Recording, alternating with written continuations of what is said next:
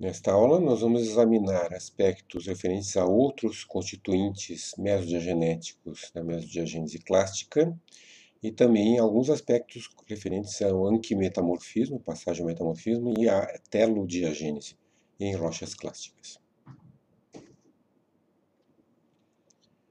Constituinte mais abundante na mesodiagênese clástica é a calcita. As calcitas formadas durante a mesodiagênese são produzidas ou por fermentação bacteriana, com valores altos de delta-3 e C, ou pela quebra térmica da matéria orgânica nos lutitos associados, que chamamos de descarboxilação, retirada dos grupos CO da matéria orgânica, que vai então dar origem a calcitas com baixos valores de delta-3 e C, razão isotópica de carbono. Outras fontes importantes para calcitas mesodiagenéticas são a reciclagem dos cimentos eudiagenéticos, a dissolução de bioclastos e outras partículas carbonáticas, dissolução dos carbonatos nos lutitos associados e de rochas carbonáticas associadas. E, no caso do cálcio, a dissolução e substituição de plagioclastos. Feições características das calcitas mesodiagenéticas, elas são comumente macrocristalinas, comumente panquilotópicas inclusive, com teor de ferro variável, algumas vezes com zonação do teor de ferro. A cimentação parcial é tipicamente controlada pela granulometria. As lâminas mais grossas e mais permeáveis são cimentadas antes e mais intensamente que lâminas mais finas, ou então de forma descontínua com concreções nos arenitos maciços. Em grandes teores, a calcita fecha toda a porosidade, forma inclusive barreiras de permeabilidade, mas como concreções, desde que em um número limitado, exerce pouca influência sobre a permeabilidade. A calcita constitui, como falei, em volume o principal cimento nos arenitos formado na mesodiagênese. Nós vemos aqui um arenito com cimento poiquilotópico, uma calcita que toda essa visão aqui, todo esse campo de visão está ocupado por um único cristal de calcita, que não apenas preencheu parcialmente os espaços entre os grãos, como também está corroendo a margem dos grãos, está substituindo parcialmente a margem dos grãos. A calcita nesse arenito está tingida de vermelho pela lisarina, e podemos ver claramente o controle textural sobre a cimentação parcial por calcita. Os níveis mais grossos, que eram originalmente mais permeáveis, estão agora mais cimentados e menos permeáveis. Os níveis mais finos têm menos calcita. A dolomita é menos comum do que a calcita na mesodiagênese, ocorrendo como cristais romboédricos ou até poiquilotópica, mas algumas vezes mostra uma extinção ondulante e faces curvas características, que a gente chama de dolomita em cella de montar. Ela comumente substitui clastos argilosos, carbonáticos ou micas. Zonação de ferro é comum. Anquerita, qual seja a dolomita com mais de 20% de FeCO3, é comum na mesodiagênese avançada. Fontes para a dolomita: diagênese dos argilminerais nos lutitos, alteração de litoclastos vulcânicos e metamórficos e de minerais ferromagnesianos. Influência da dolomita normalmente menor do que a da calcita, devido ao seu volume menor, mas também pode ser bastante influente sobre a porosidade e permeabilidade em alguns níveis. Nós vemos aqui pequenos romboedros de dolomita, substituindo parcialmente, corroendo, e cimentando parte do espaço poroso entre os grãos. Nesse exemplo, visto agora com elétrons retroespalhados no microscópio eletrônico de varredura, nós vemos uma zonação de ferro, zonas com mais ferro são mais brilhantes, com os elétrons retroespalhados, dado então para uma variação de composição durante a precipitação dessa dolomita. Nós vemos aqui também dolomita ferrosa, tingida de azulado pelo ferrocianito de potássio, que nesse exemplo está substituindo o intraclasto lamoso. Nós vemos ainda restos do intraclasto, esse material marrom. A dolomita gosta muito de substituir materiais intraclásticos. E agora nós vemos a dolomita em cella. Aqui você pode ver bem o porquê do nome dolomita em cella, por causa da forma similar à cella de montaria. Nós vemos então as faces curvas, clivagens curvas e extinção fortemente ondulante, características dessa dolomita, que tem defeitos então cristalinos, tipicamente excesso de cálcio, algum cálcio na posição correspondente ao magnésio, que fazem então que ela se cristalize nesse formato defeituoso. A dolomita em sela é formada apenas acima de 60 graus centígrados, mas não requer condições hidrotermais para se formar, como alguns acham. Você pode formar facilmente dolomita em sela na mesodiagênese, em muitos arenitos contém dolomita em sela. Sulfatos são menos comuns do que os carbonatos na mesodiagênese, são mais comuns na eodiagênese, principalmente com ambientes evaporíticos associados. Nós temos a anidrita, é mais solúvel e necessita de altas concentrações de sulfato, tipicamente derivada de evaporítos associados, que são dissolvidos em microprecipícios, então, como cimento de anidrita, mas também pode ser derivada da matéria orgânica contendo algum enxofre, ou do vulcanismo, magmatismo associado por redução do SO2. A anidrita mesodiagenética é tipicamente poiquilotópica e aparece muitas vezes parcialmente dissolvida. A barita, ao contrário, é pouco solúvel. O problema da barita para se formar é que você precisa ter uma fonte de bário, que normalmente alimenta o traço. A principal fonte de bário sendo a dissolução de feldspatos potássicos. Parece também tipicamente poiquilotópica e muitas vezes substituindo os grãos, fortemente corrosiva em relação aos grãos siliciclásticos. Nós vemos aqui a anidrita poiquilotópica cimentando e substituindo os grãos no arenito. E agora a barita poiquilotópica substituindo e corroendo também, substituindo, cimentando e substituindo marginalmente os grãos nesse arenito. Podemos ver a barita é caracterizada por cor de primeira ordem, até branco ou amarelinho de primeira ordem, enquanto a anidrita é caracterizada por cores de segunda ordem, bem brilhantes e coloridas. Ambas têm duas clivagens. A caulinita pode ocorrer na mesodiagênese, no seu formato mais ordenado e organizado. Ela só é estável em condições mesodiagenéticas quando você tem situações ácidas, quando você tem presença de matéria orgânica liberando aqueles ácidos orgânicos, ou CO2. Então, tipicamente, a caulinita é associada com restos de carbonatos de grãos dissolvidos. Caulinita mesogenética é diferenciada da eodiagenética com base nas fases associadas, na história de soterramento e na estrutura cristalina mais organizada, no seu hábito euédrico, e também através de isótopos de oxigênio e hidrogênio, que indicam a temperatura de precipitação. Também a principal distinção, na verdade, a mais perfeita distinção é feita através de espectroscopia de infravermelho, que dá diferentes espectros para uma espécie, ou para a diquita, no caso, que vem a ser um polimorfo da caulinita de temperatura mais alta do que 100 graus centígrados, tipicamente, e que é formada tipicamente como lamelas grossas ou cristais prismáticos, e que muitas vezes aparece substituindo a caulinita na mesodiagênese. Então, podemos ter agregados vermiculares, de diquita pseudomórficos sobre os agregados vermiculares da caulinita.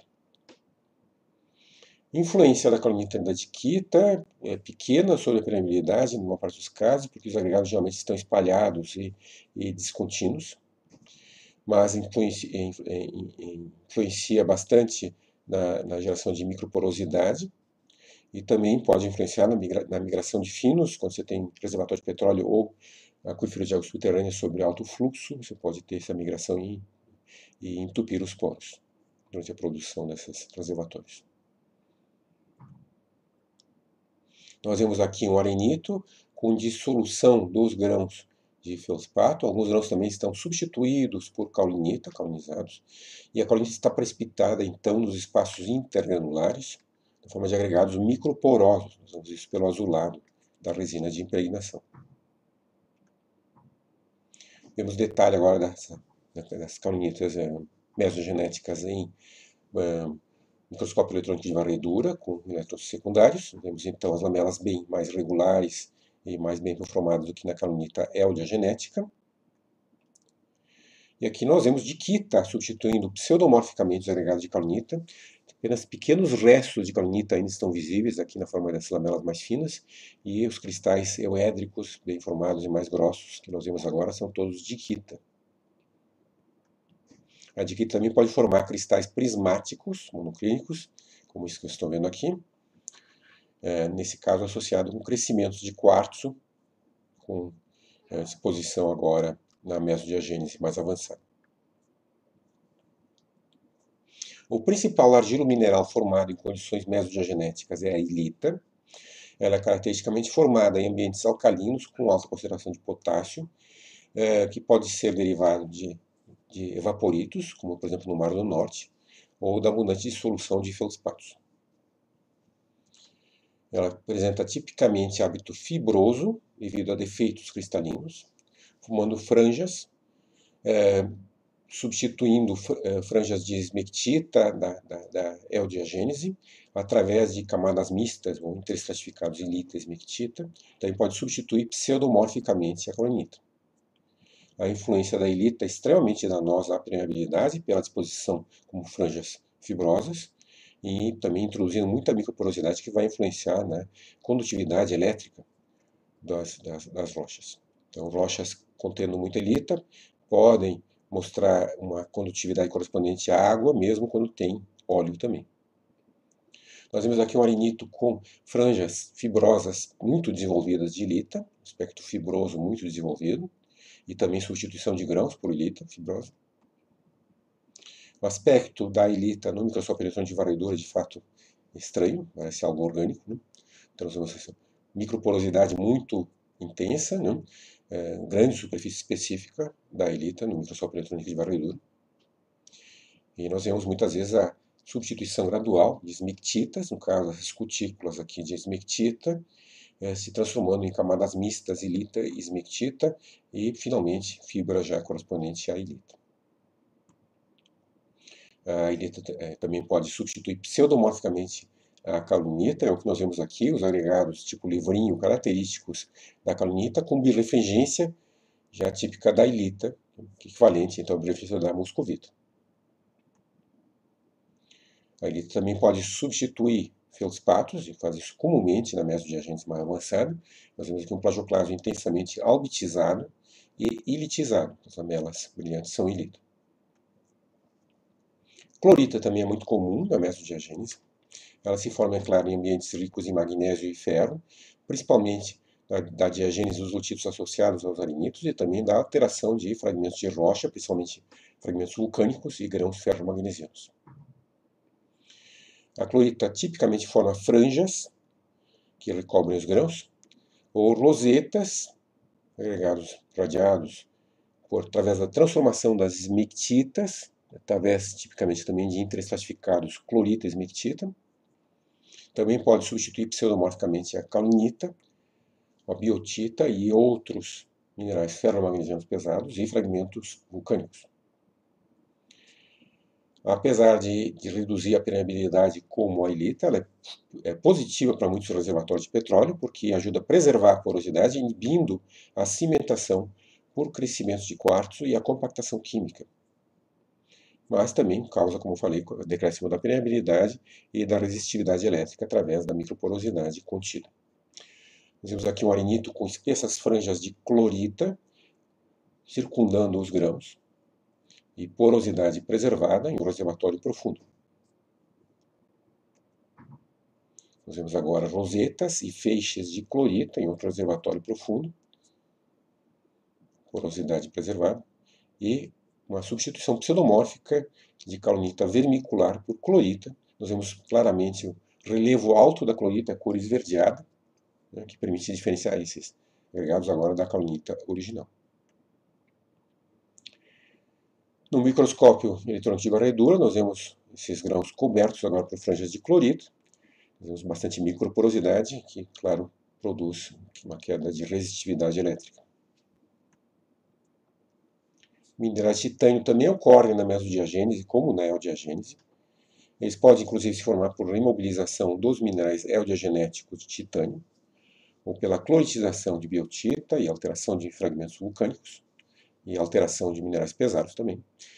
São os teróxidos de titânio, como anatásio, rutilo e broquita, que se formam como cristais isolados tipicamente, ou substituindo esses grãos. A titanita, ou esfeno, é formado principalmente como crescimento sobre grãos de titanita detríticos. Nós vemos aqui anatásio e rutilo relacionados à dissolução de mineral pesado, em substituição dele por calcita. Crescimentos de titanita diagenético sobre grãos detríticos de titanita, de esfeno. Titanita, lembro vocês, é um silicato de cálcio de titânio. E nós podemos ter também sulfetos na mesodiagênese. Nós vimos na eodiagênese a pirita, formada por redução bacteriana de sulfato, formando-se aqueles framboides característicos.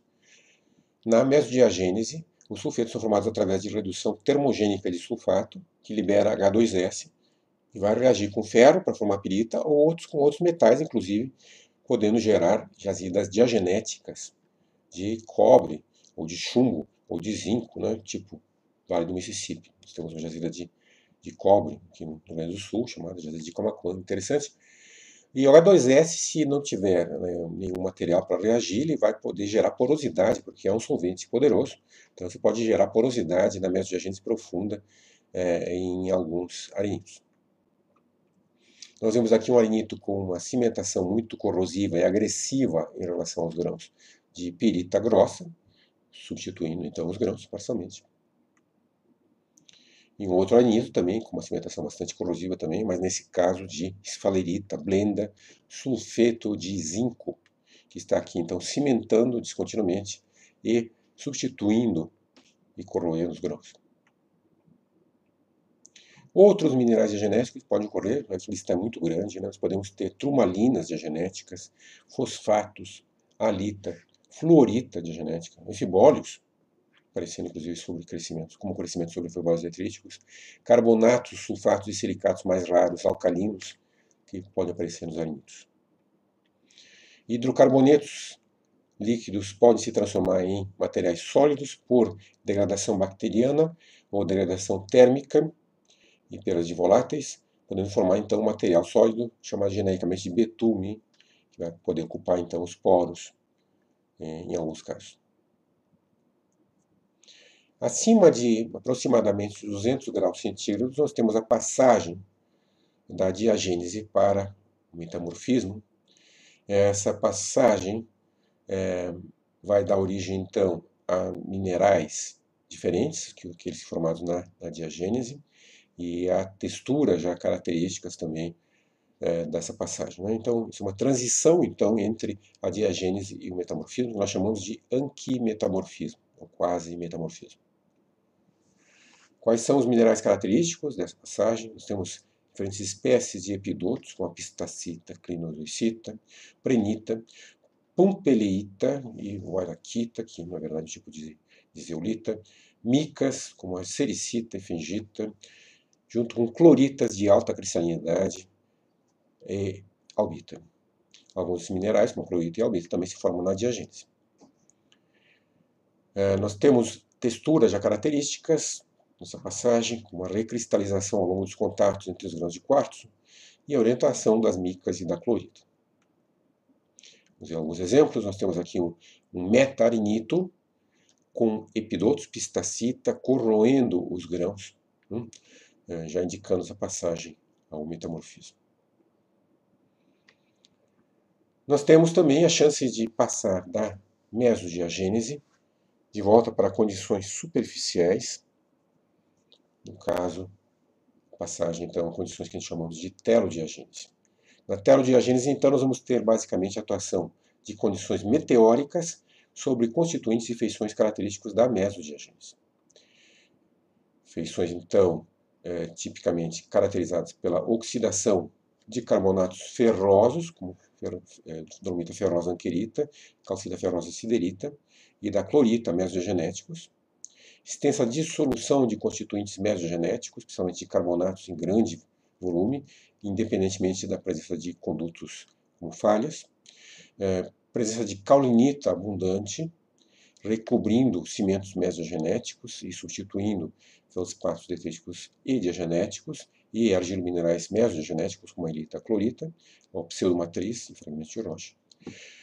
Substituição da siderita, calcita ferrosa e principalmente da dolomita, anquerita, mesogenéticas por calcita não ferrosa, comumente associada a óxidos de ferro. E formação de cutículas pós-compactação descontínuas e agregados maciços de argilas mecanicamente infiltradas de óxido de ferro e de manganês, recobrindo os constituintes mesogenéticos. Então, todas as feições então, indicativas de retorno às condições superficiais após o soterramento efetivo. Nós vemos aqui um arenito com cristais grandes e corrosivos de anquerita, parcialmente dissolvida e oxidada, e dissolução também dessa dos feldspatos. Aqui nós vemos um arenito com clorita, olhando-se assim a distância não se percebe nada especial, mas quando olhado em detalhe nós vemos a oxidação parcial, né, da clorita, das lamelas de clorita para hematita.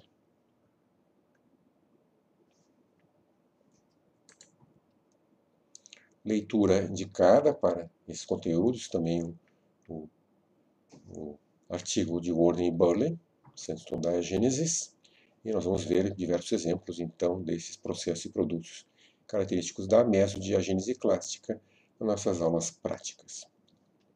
Obrigado.